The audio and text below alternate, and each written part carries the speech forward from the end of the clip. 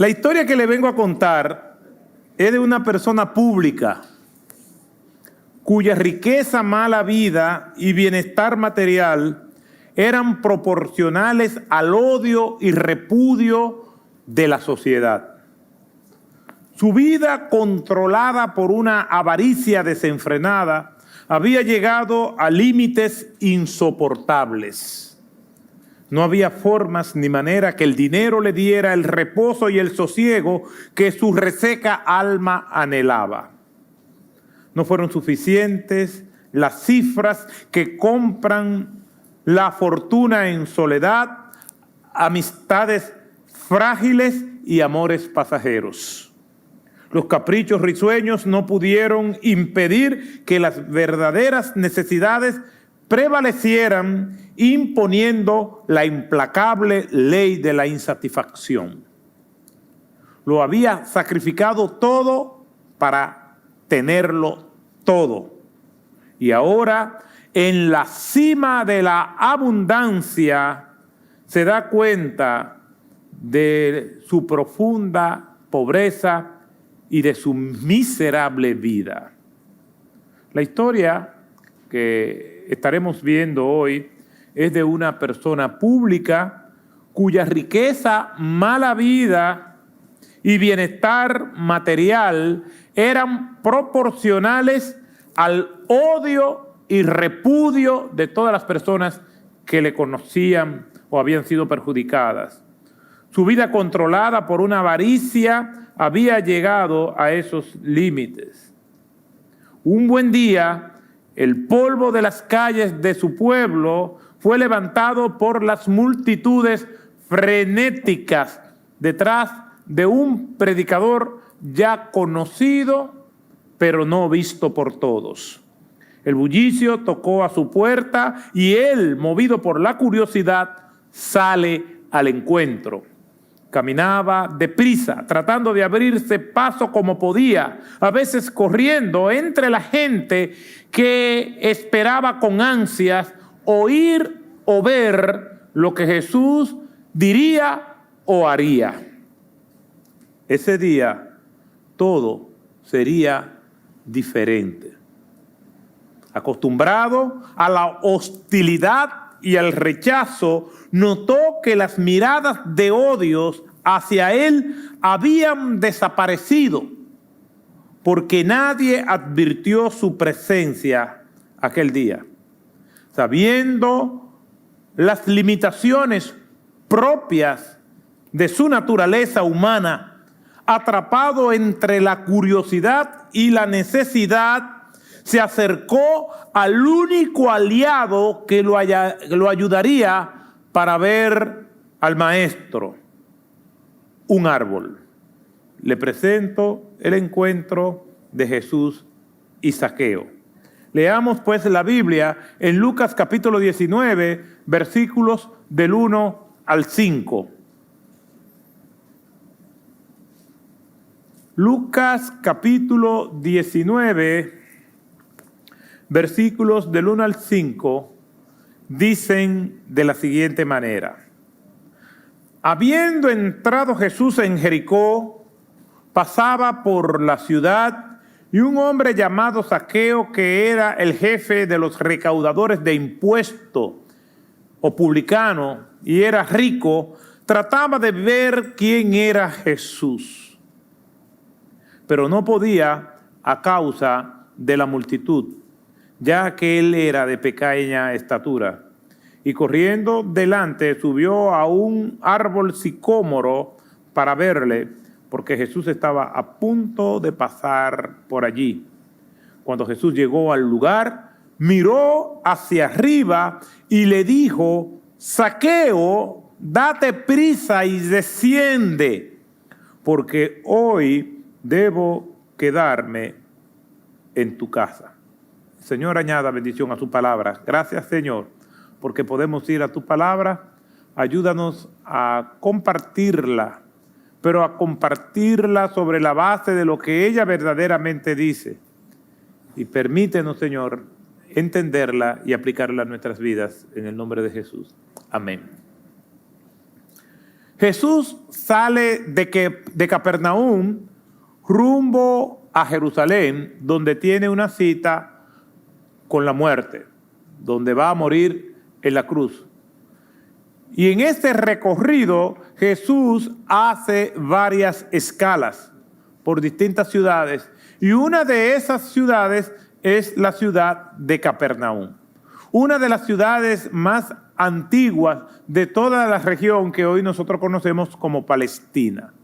Es una ciudad hermosísima, era residencia de Herodes y de algunos de sus descendientes. Había allí un gran hipódromo, anfiteatros. Según lo que nosotros encontramos en el segundo libro de las Crónicas, capítulo 28, versículo 15, se le decía también ciudad de las palmeras. Era una ciudad preciosa. Estaba ubicada exactamente a 2 kilómetros de la Jericó que hoy conocemos y que pertenece a los territorios de Cisjordania. Cuando pasa por Jerusalén y que va rumbo a la región norte, se puede ver toda la ciudad de Jericó, pero es otro país. Y esa ciudad de Jericó está aproximadamente a unos 30 kilómetros de la Jerusalén que nosotros hoy conocemos. El general Marco Antonio le regaló Jericó a Cleopatra en un arrebato de amor y pasión. Flavio Josefo dice de esa ciudad de Jericó que este país era famoso por su bálsamo, esta ciudad famosa por su bálsamo, que era el medicamento más preciado que había allí y que solo crecía allí la materia prima. El lugar también tenía palmeras, muchas en número y una excelente variedad de especias cotizadas en todo el mundo antiguo. Jericó era una ciudad rica, lo cual era una plaza muy apetecible, no solamente para el Imperio Romano, sino también para los recaudadores de impuestos. Nuestro Señor Jesucristo se abre paso entre las multitudes que han advertido ya su presencia. Y a medida que se va acercando a la ciudad, pues se hace más lento el paso. Toda la ciudad está conmovida por la presencia de nuestro Señor Jesucristo. Todo el mundo quiere ver a Jesús, todo el mundo quiere escucharlo decir algo. Una mujer con un niño entre los brazos, un padre con un niño enfermo, personas perturbadas por demonios son llevadas para ser alcanzadas por la gracia y la misericordia de nuestro Señor Jesucristo. Todo el mundo quiere oír su voz, todo el mundo quiere su toque, todo el mundo quiere su bendición. Ya dentro de la ciudad y caminando por sus estrechas calles, parece que el avance se hace cada vez más lento. Ya nuestro personaje, Zaqueo, sabe que Jesús va a pasar por allí y por lo tanto trata de abrirse paso en la multitud para ver quién es Jesús. Y eso es lo que dice el texto bíblico. Zaqueo trataba de ver a Jesús. Todos, hombres, mujeres, ricos y pobres, han salido al encuentro. Sanos y enfermos, jóvenes, mujeres, viejos, hombres, todos quieren al Nazareno. Todos tienen una necesidad, todos tienen un motivo y una historia. Sin embargo, una situación inesperada está a punto de suceder. Un grito provoca el silencio, una invitación genera un escándalo y un almuerzo produce un rechazo. Todo tiene que ver con Jesús y Zaqueo. Paradójicamente e irónicamente, el nombre Zaqueo viene del griego Zacaios, y del hebreo Zakai, que significa puro o justo. Y es una paradoja, porque ni de justo tenía una J, ni de puro tenía una P. Zaqueo, dice el texto, era el jefe de los publicanos. Por eso me tomé el tiempo en explicar dónde estaba Zaqueo. No era un simple publicano, era el jefe de todos ellos. ¿Y cómo funcionaba el sistema tributario romano? Roma se había extendido por todo el mundo antiguo. Hubo resistencia de los países nórdicos, lo que nosotros conocemos como los vikingos y otros reductos aislados, pero prácticamente toda Europa y África estaba conquistada por los romanos. Y Roma lo que hacía es que subcontrataba a personas de los lugares donde ellos conquistaban para que esas personas, esos lugareños, esos nativos se encargaran de cobrar los impuestos. En otras palabras, las autoridades fiscales romanas contrataron a Zaqueo, que probablemente era de esa región de Jericó, que conocía todo el entramado, que conocía la idiosincrasia de las personas, conocía a los mercaderes, conocía a los empresarios, conocía a todo el mundo, y a su vez hacía su equipo contratando a otras personas que les rindieran cuenta a él.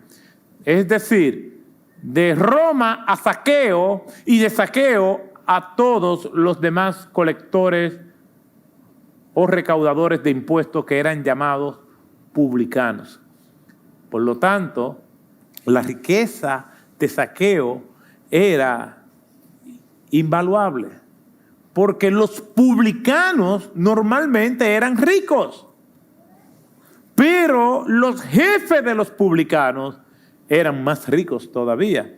Y Roma, según las características de la región, ponía una cuota que ese jefe de los publicanos tenía que aportarle a Roma, y todo lo que ellos conseguían por encima de esa cuota que tenían que tributarle a Roma, ellos podían obtener lo que quisieran. Por eso los publicanos se acercaban a los contribuyentes y le pedían de más. No era un tiempo como lo vemos ahora, de que hay ciertos cánones, ciertos controles, que hay noticias, que hay denuncias, que hay periódicos. No, aquel que no quería pagar sus impuestos, el publicano, simplemente tenía que decírselo al jefe de los publicanos, y el jefe de los publicanos apelaba a las autoridades romanas y esa persona era encarcelada o se le confiscaban los bienes. Estaban atrapados. Por eso las personas común y corriente y toda la sociedad odiaba a los publicanos por dos razones fundamentales. Los odiaba porque colectaban impuestos para beneficiar al imperio opresor que se nutría de la explotación. Y en segundo lugar, los odiaba porque las personas sabían, pero no tenían la forma de defenderse, de que estos publicanos le estaban quitando todo lo que ellos poseían, que le estaban colectando de más y lo estaban extorsionando, sobornando. Por eso ellos eran odiados. Se cobraba impuestos de peajes, se cobraba impuestos sobre la tierra, se cobraba un impuesto simplemente por haber nacido. Toda persona tenía que pagar un impuesto por existir, no importaba que trabajara o no. Y a cada uno de estos impuestos, los publicanos, los cobradores de impuestos, le ponían de más, y eso que ellos cobraban de más, entonces los beneficiaba. Roma no se metía con los cobradores de impuestos porque ellos eran lo que hacían el trabajo sucio. En otras palabras, la gente estaba atrapada, siendo explotada, siendo vilipendiada y abusada por los publicanos, y no tenía ninguna instancia a la cual ellos podían defenderse. Ese era Zaqueo, el prototipo de servidor público que aprovecha sus funciones para timar y lucrarse con el agravante de que no les robaba al imperio, les robaba a los contribuyentes. Todos estaban afectados por las acciones grises de Zaqueo, y esa era lo que justificaba su riqueza. Esto parece un reportaje de periodismo de investigación del día de ayer sobre la vida de algún funcionario corrupto de nuestro país o de cualquier otro, donde algunos servidores no tienen manera de justificar sus riquezas. No solamente la tienen, sino que la exhiben de manera descarada. La robaron, pero nadie le dice nada. Este dispendio del erario es estimulado por lo que nosotros conocemos muy bien como impunidad. Son décadas y décadas, no solo de desfalco de los recursos, sino también de la exhibición de manera descarada de esos bienes que no pueden justificarse. Por tal razón, las personas como Zaqueo, del saqueo de ayer y de los saqueos de hoy, son rechazadas, porque se enriquecían y se enriquecen sobre la base del abuso y el atropello de los demás y por supuesto del Estado. Pero a Roma no le importaba, como no parece importarle a mucha gente hoy en día.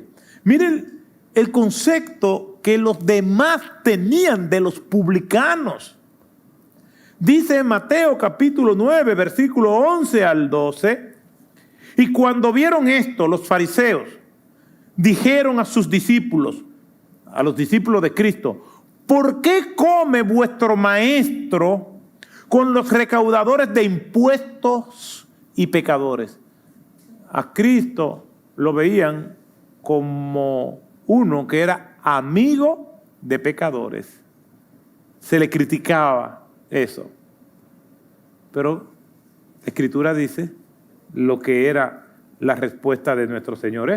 Decía, al oír esto, nuestro Señor Jesucristo les dijo, estos que no están enfermos, que no tienen necesidad de médicos, yo no vine a ver, sino a los que están enfermos.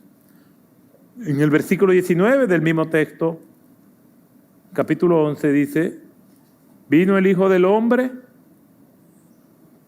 que come y bebe, y dice, mirad un hombre glotón y bebedor de vino, amigo de recaudadores de impuestos y de pecadores. Los recaudadores de impuestos eran tan despreciables que lo ponían en una clasificación aparte. Recaudadores de impuestos y pecadores. Siempre se mencionaban así, en ese orden. Dice Lucas, capítulo 3, verso 12. Vinieron también unos recaudadores de impuestos para ser bautizados y le dijeron, Maestro, ¿qué haremos? Entonces él les respondió, no exijáis más de lo que se le ha ordenado. No extorsionen a la gente. Y Lucas 15, versículos 2 y 3 dice, todos los recaudadores de impuestos y los pecadores. Parece ser como que si fueran a meterlo todos en un vagón, todos los pecadores y recaudadores de impuestos no cabían en el mismo vagón. Y siempre se mencionan a los recaudadores de impuestos primero. Ese orden como que llama la atención. Toda la gente perversa, los recaudadores de impuestos y los demás pecadores. Esos demás pecadores eran los ladrones comunes, las prostitutas, los asesinos, todo. Y los recaudadores de impuestos tenían un lugar especial para ellos solos. Todos estos textos nos indican lo que la gente sentía por los recaudadores de impuestos. Zaqueo era rico, con una fortuna acumulada sobresaliente, puesto que era el jefe de todos los recaudadores de impuestos. O sea, que el repudio hacia Zaqueo era potencializado porque era el jefe de todos los ladrones.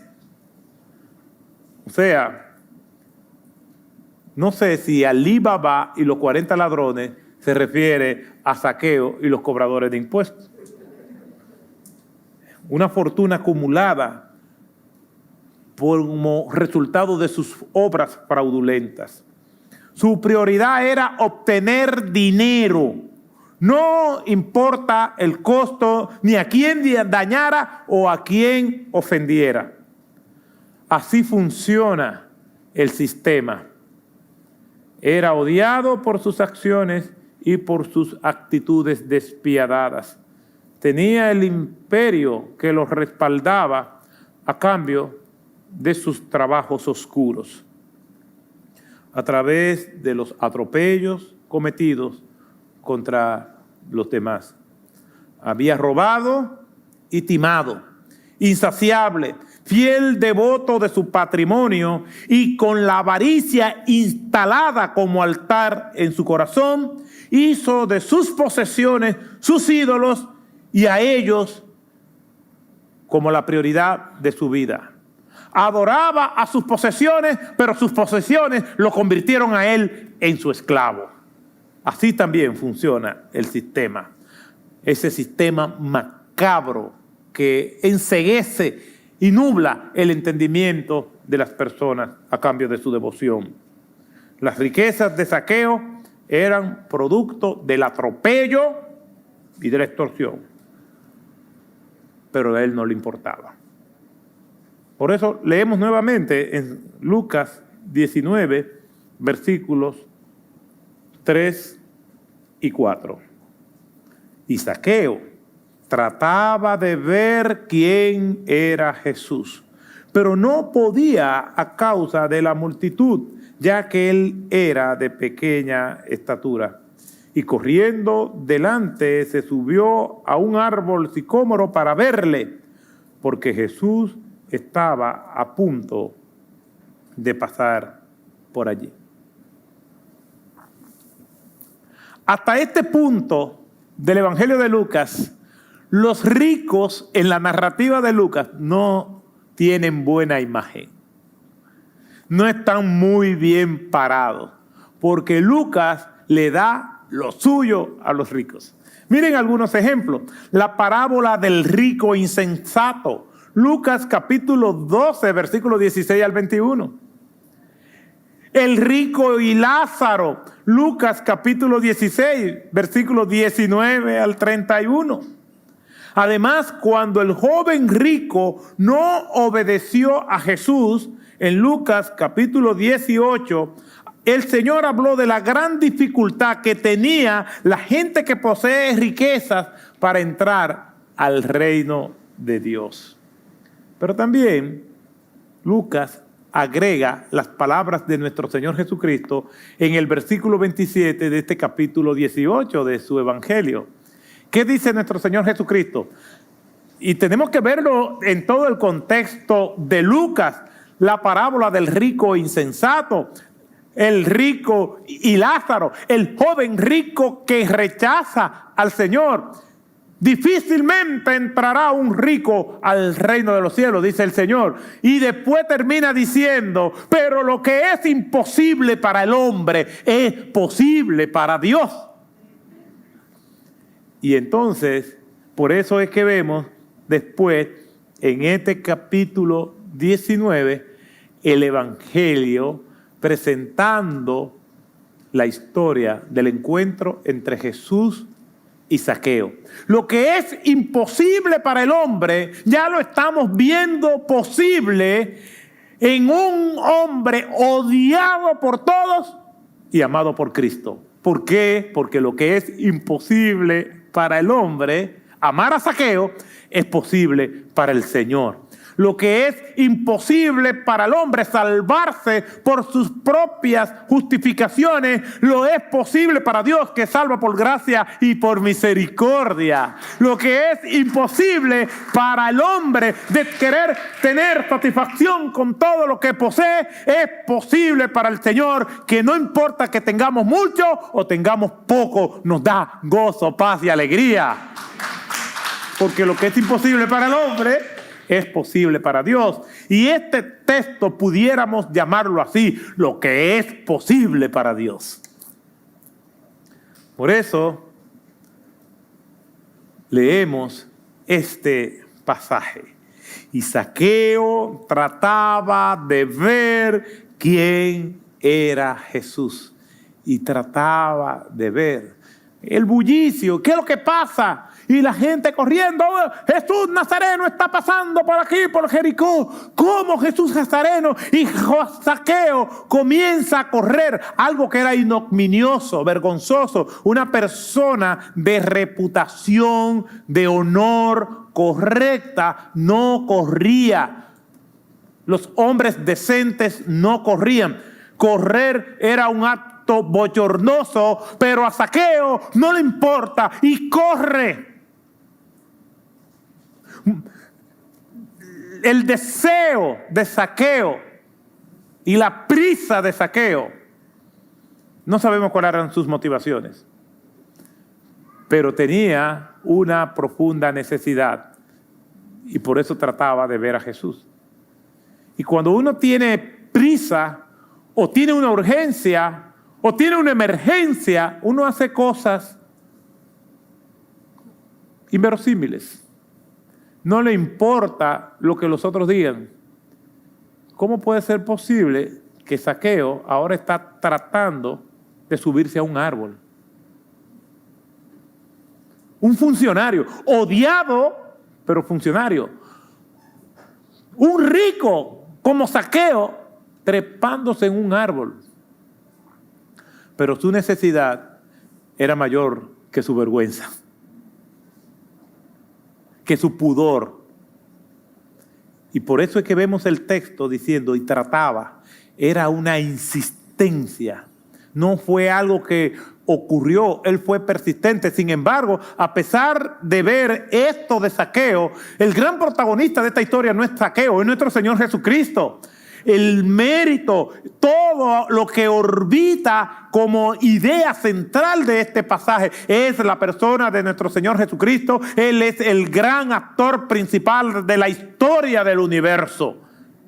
Podemos caer en la trampa de ser seducidos por las acciones de Zaqueo y creer que él es el actor principal. Él es un actor de reparto. Todo gira en torno a nuestro Señor Jesucristo. Y Zaqueo trataba de ver quién era Jesús. Esto me genera algunas preguntas que yo no sé si cuando ustedes leen el texto también.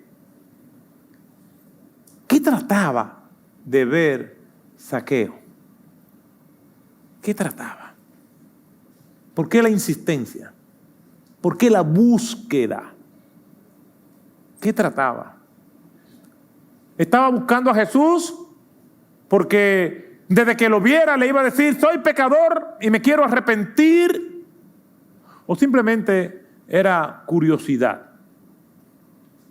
Había escuchado Zaqueo que una de las acusaciones que se hacía contra Cristo es que él era amigo de publicanos. Y probablemente tenía una esperanza de que Zaqueo también fuera amigo de él. Que Jesús lo viera con buenos ojos. ¿Había escuchado de Jesús? ¿Por qué quería verlo? ¿Cuál era su urgencia? ¿Por qué no hizo una cita? Independientemente de cuáles fueran las motivaciones de Zaqueo, el texto creo que es suficientemente elocuente para que tengamos una idea, no tanto de Zaqueo, sino hasta dónde llega el amor de Cristo. Trataba de ver a Jesús. Trataba de ver a Jesús.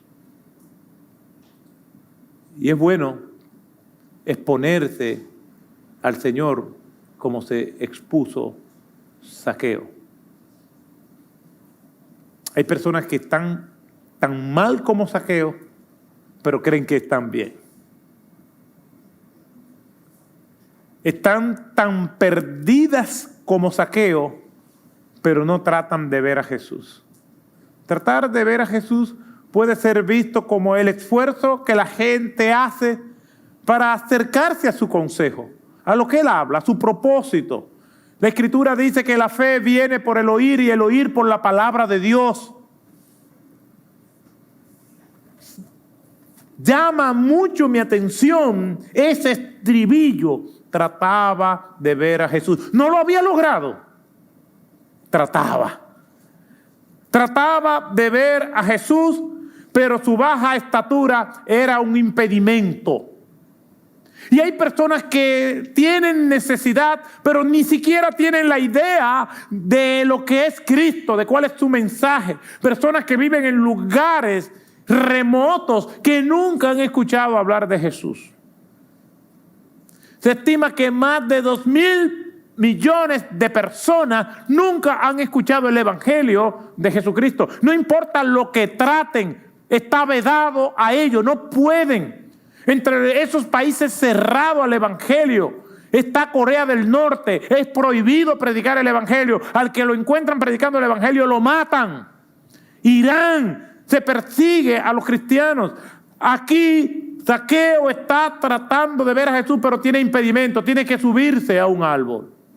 Trataba de ver a Jesús, pero lo importante es que aunque él trataba, Jesús lo vio a él. Eso es lo importante, que Jesús lo vio en el árbol. No se iba a imaginar nunca que allí, escondido y disimulado tras las ramas, los ojos misericordiosos y penetrantes de Cristo lo verían. Pero no lo vieron ese día, lo vieron desde antes de la fundación del mundo. Estaba estimado que Jesucristo iba a pasar por allí y que iba a encontrarse con Zaqueo.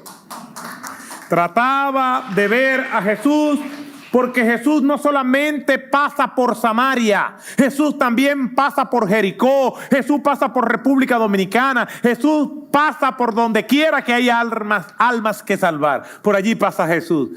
Trataba de ver a Jesús sin ser visto, pero Jesús lo vio, lo llamó y todos escucharon. Hay mucha gente que trata de hablar con Jesús en el disimulo, en la discreción, como Nicodemo. Se acerca a Jesús de noche, cubierto por la oscuridad. La mujer samaritana está hablando con Cristo, pero ella sola, porque Jesús rompe su disimulo.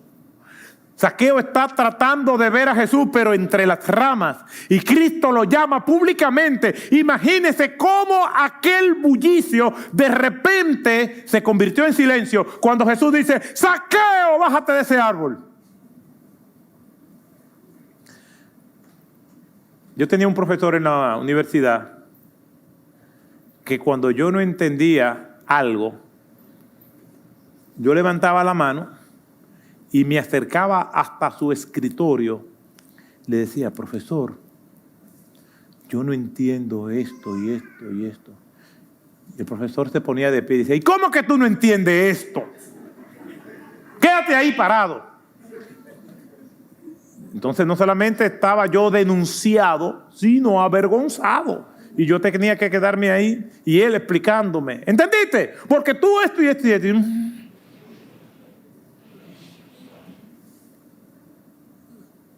Es como cuando yo era estudiante, tengo que abordar un autobús y no tengo el pasaje completo.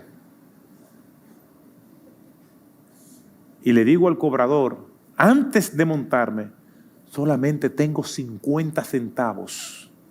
Y él me dice, tranquilo, entra. Y yo entro.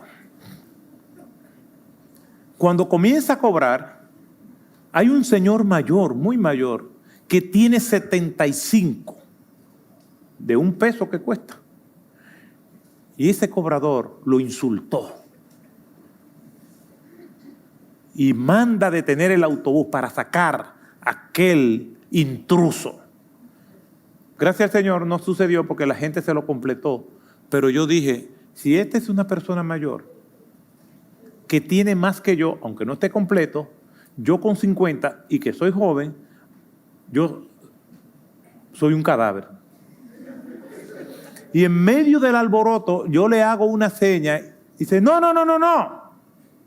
Entonces allí hace un discurso inspirado en mi situación. Y dice, contigo no hay problema, porque a él se le ve que está mal.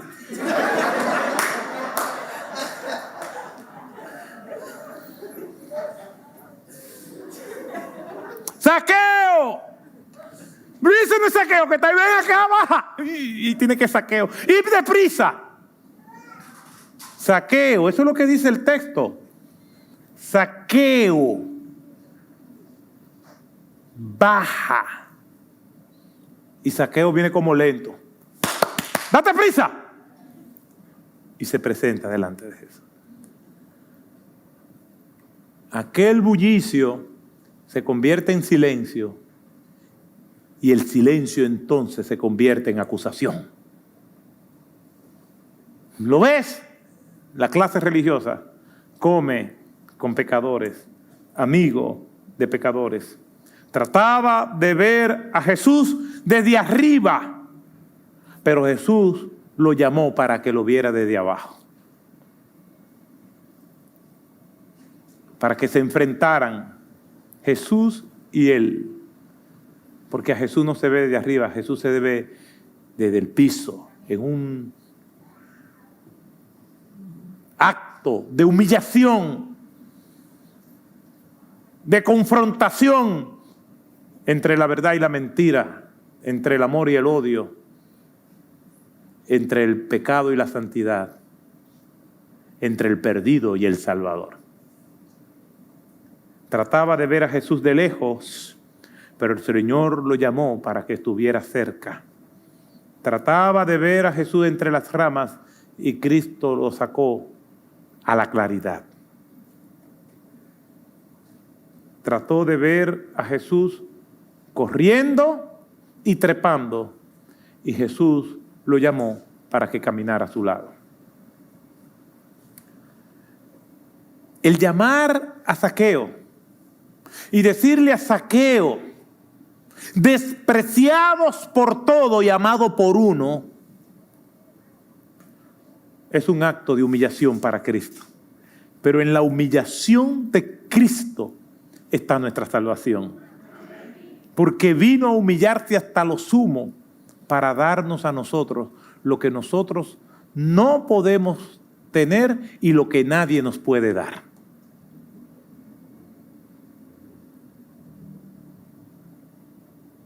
La mayor humillación de Cristo fue hacerse hombre para venir a buscar y a salvar lo que se había perdido, que somos todos nosotros. Fui a una cárcel de máxima seguridad. He estado en varias. Pero esta en particular es un edificio que está dentro de un complejo carcelario donde hay varios edificios. Pero este está en forma circular y todas las celdas están alrededor y el espacio en el centro es abierto, es decir, no hay ningún tipo de edificación. Pero aquel edificio es sellado, no tienen ventanas y todo está con acondicionadores de aire. En el centro, pero en el techo, hay una torre que flota, que se accesa por fuera del edificio. Quiere decir que todo el personal o accesa por un pasillo que hay o accesa por las torres, por afuera, para llegar a la torre. Y desde allí, y estuve allí, está el centro de mando, con todas las cámaras, con cámaras para cada una de las celdas que hay allí. Esos internos salen una vez al día, pero los guardias no hablan con ellos. Y estos internos tampoco tienen visitas. Pero por la gracia y misericordia de Dios, haciendo una visita a todo ese complejo, nos dijeron que si quería ir. Y yo dije sí, yo me gustaría ir. Y si usted quiere, también hable con ellos. Entonces, la puerta de cada una de estas celdas es un portón sellado y blindado con una pequeña abertura rectangular casi al ras del piso, por donde le introducen los alimentos o cualquier libro. Para poder hablar con estos confinados, hay que tirarse en el piso y poner la cabeza casi a ras de la superficie para poder hablar con ellos y poder escucharlo. Eso es un acto de humillación. Y si nos ponemos a ver por qué ellos están allí, no lo haríamos.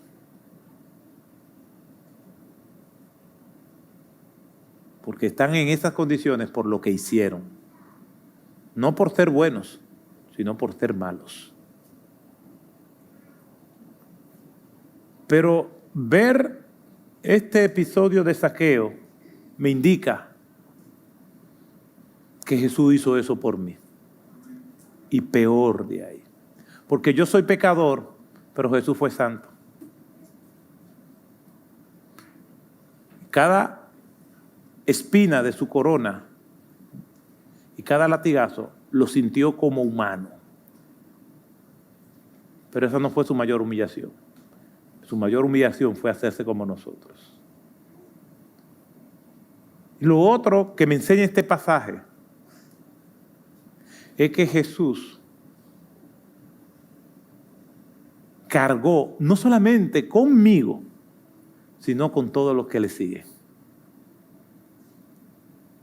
Por último, este pasaje me enseña que si no hubiese sido por la gracia y la misericordia de Dios, probablemente yo estuviera del otro lado de la puerta.